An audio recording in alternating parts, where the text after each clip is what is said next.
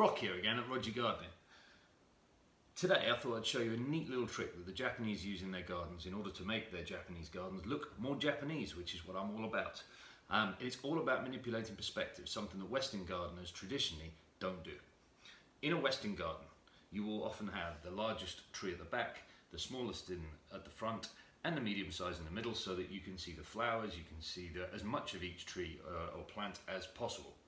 However, that does something very important. It actually reduces the size of the space, obviously not physically, but when you look at it. And so what the Japanese have learned to do is manipulate perspective. Let me give you an example using my daughter's Lego bricks, because it's the best way to see it. Let's go for that Western look. Big tree at the back, middle tree in the middle, smallest plant or flower at the front. This is what you'll see in a traditional Western garden. Now, let me explain what the Japanese will do. One option that they don't traditionally do. Smallest at the front, largest at the back. What this does, and nothing here, what this does is contracts the space. Okay? Look at this piece of wood on this video. See and feel how long you think it is. And now look at it again when I do that.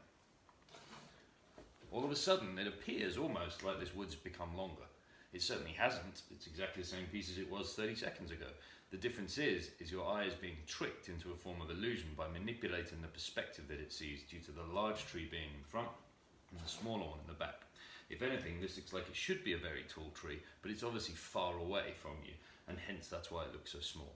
This is what the Japanese do all the time in their gardens in order to make them look larger than they actually are, and hence what they will do is prune this tree in particular into such a style which makes it look as old as possible.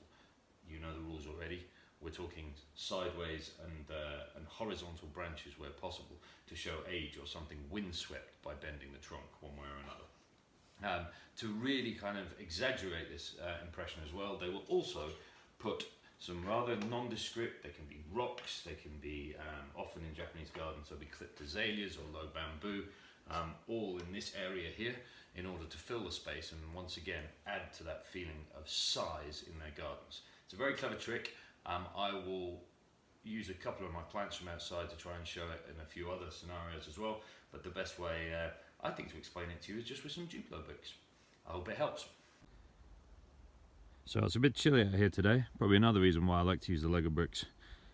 But here's an example of what a Western gardener would do. Smallest trees at the front, medium size in the middle, and the tallest, the magnolia there, is at the back. It makes the space between here and that magnolia look rather small. Let's see what happens when you do what the Japanese would do. And here you see the effect I'm going for crudely, with the magnolia here at the front being nearly twice the height of the black pine at the back and the small azaleas in the middle. It makes this area look far bigger than in the first video I showed you. I hope this helps. That's it.